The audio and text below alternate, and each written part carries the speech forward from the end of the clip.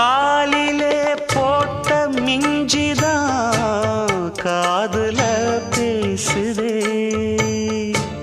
கழுத்துல போட்ட தாலிதான் காவியம் பாடுதே.